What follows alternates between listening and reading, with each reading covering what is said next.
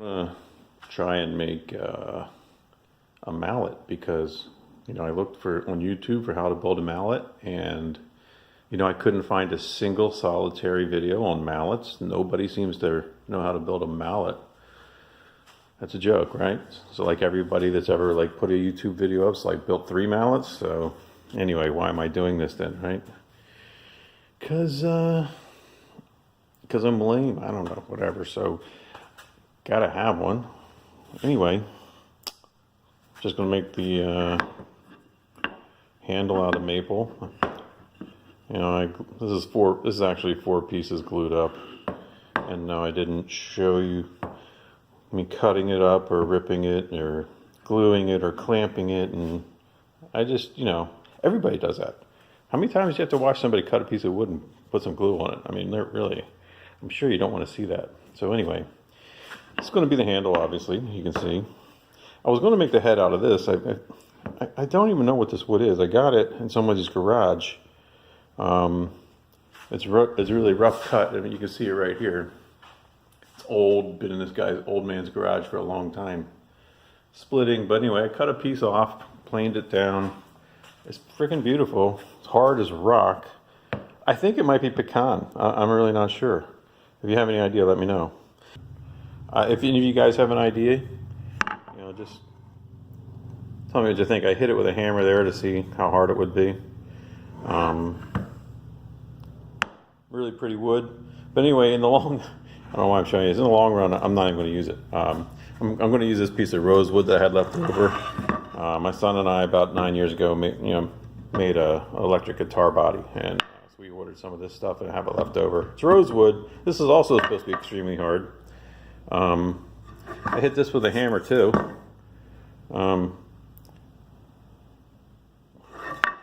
It's can't really even tell even. So I decided I'm going to use this for the head. Basically, just going to do a lamination, 3-piece lamination on that. Just going to cut the the tenon and with a shoulder cut here on the handle, and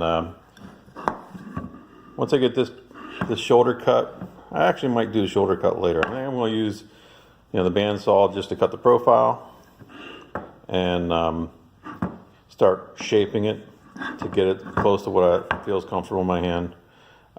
Then we'll cut the tenon on the top.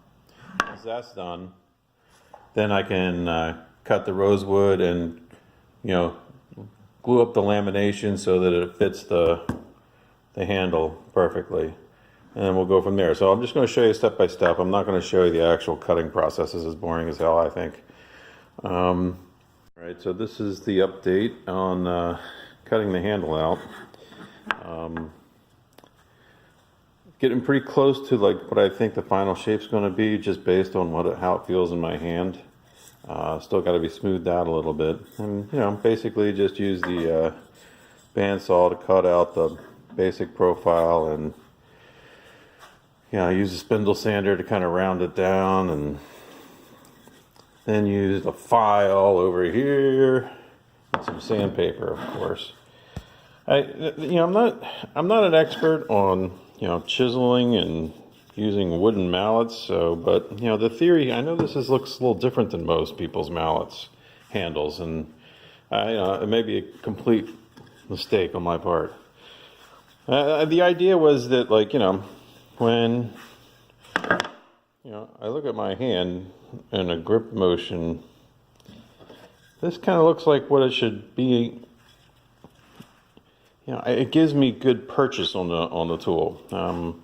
Maybe it's closer to the head and gives me good control, maybe for a little more delicate type chiseling or whatever. But if you really need some whacking power, you can slide down here to the narrow base and really give it some a little less control but more leverage. But this feels really good right here. I mean, the control you have, really minute, delicate. I think it's going to work. But anyway, so I'm thinking, it turns out I don't like it. I'm not going to glue this into the head. I'm going to wedge it in. And Yeah, I'm also a little bit concerned about the strength. I mean, this handle is glued up by 4 different pieces, so that this narrow part down here is still made up of 4 separate pieces, which might be good because, you know, I always hear that the glue joint is stronger than the actual wood. So that maybe this is actually stronger than like just like a one solid piece of maple. I don't know. So next thing you do is like start cutting out the tenon. And then once we get that tenon cut out, we will start to piece together the head out of this thing. You know, this thing did come surprise. You know, to get it comfortable, you can see it's definitely thinner and longer than what I kind of envisioned on paper, but it is definitely feeling good right here. I don't know. I think the maple's going to look good against the rosewood, but again, wait and see. Pretty much got the tenon cut. A couple things I've done differently than most people here is I ran those slots all the way down. I actually made them a little bit wider than just a typical bandsaw. That's like a table saw slot. It's an 1/8 inch wide. The reason I'm doing both those things is because this is not going to be a glued up joint. This is just going to be a complete friction fit. You know, and I started thinking about the whole situation, and basically, when you take a look at this, if I'd only put those slots about 2/3 of the way down, and then start ramming in the wedges, I'm not sure I'm going to get friction fit very far all the way down here, and I need the friction fit all the way. So it's imperative that these wedges have the exact same angle that was cut into the head here, which is 2.5 degrees. You know, if the wedges were just kind of like a sharp pointy wedge with a wider angle, it would just push these edges right into the top of the mallet right here, and that's where all the holding power would be. There would be gaps down in here, not filled with glue because I'm not gluing it, and using this mallet, this whack things, all the compressive forces would be carried through right here, and that could loosen the wedges. And anyway, I just decided it needs to be a matching wedge, and it needs to be as full length as possible so that I can get a friction fit along as much of these surfaces as I can. So maybe a little different than some of the things we have seen on YouTube, but that's a theory that is completely unproven. But just something to make sense to me. You know, there was another screw up. This rosewood, I had a piece on it. I thought it was plenty long enough. Of course, after I planed it down to the proper thickness, lost about 3 inches of snipe on each side. Then by the time I started measuring up, like, holy mackerel, my head's not going to be as long as I wanted it to be. I wanted it to be about another an inch long, but I just didn't have it. So, you know, it's going to be what it's going to be. It's still going to be fine, but I did want that head a little bigger. So anyway, just going to finish gluing up the head here. I've already got the wedges cut out of Coca-Cola. This is all like scrap wood I had left over from like an old guitar build with my son, and you know, that is hopefully about 2.5 degrees. Just use this like really cheapo taper jig that I inherited from my father, and just, you know, rip the one here on the tabletop. All right, well, it's kind of what's going on, and I'll stop back in after I get the head all glued up and start driving home some wedges. All right. I just broke my mallet. Yeah, glued it up. Supposed to let us sit for 24 hours before you stress the joint, but I couldn't wait. So I had to put it together, drive the wedges in, and it split this. Luckily, it did split on the wood glue joint because it wasn't fully cured. So I'm going to try to reattach it.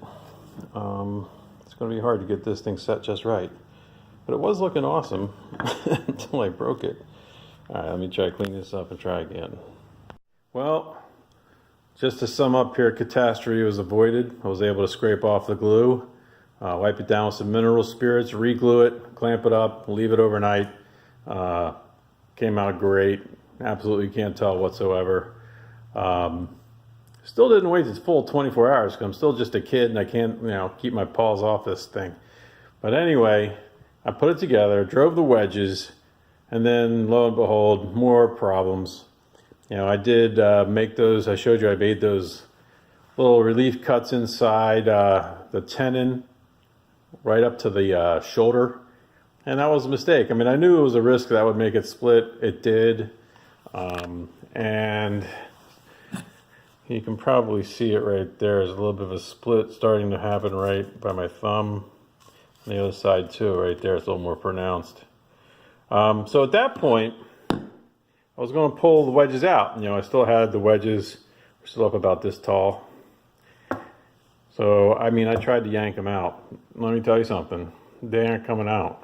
I mean, they're going to have to be drilled out or something like that. But, I mean, I tried drilling a hole through these wedges and putting a cable in there and yanking on them. It just wasn't coming out. So, figure, listen, I still like the handle. I'm just going to use it until it fails. And plan is when it fails, I will, guess what I did? I made a replacement handle. This is made out of that hickory or pecan mystery wood that I showed you earlier. Figure, let me just make a replacement piece. So when this handle does either fail or I decide to remove it, we can just use this piece. This is a lot harder than the maple. It's much more difficult to remove this wood and work with this, shape it out. But not as pretty as the maple, but it's still nice looking wood. Anyway, you see the two beveled faces here on each side? Part of my design, because, I got to think outside the box, and not because I'm an actual woodworker. But the flat face at the top is for full swing whacking. The slanted face near the bottom is for up close chiseling. Just seemed like it makes sense to me. I mean, I don't know if I'm good enough to use those the way they were designed to be made, but have a 2-position handle, so have a 2-position mallet face. Coca-Cola is beautiful in that thing, and it doesn't want to come out. So anyway, that is the build. I'm pretty much done with it, and you've seen all the flaws and imperfections, and that's what's the beauty of being Woodworker Anonymous. I mean, I can just show you all my screw-ups because I make lots of them, and I don't know what I'm doing. I've never had any training, just kind of self-taught, and I'm constantly making stuff up as I go along. Anyway, I hope you like it. If you have any comments about the little added design features, I'd like to hear them. I just want to hear what a real woodworker who uses mallets a lot might have to say about what I did. Bad idea, good idea, who knows. But anyway, thanks for watching, and please comment below.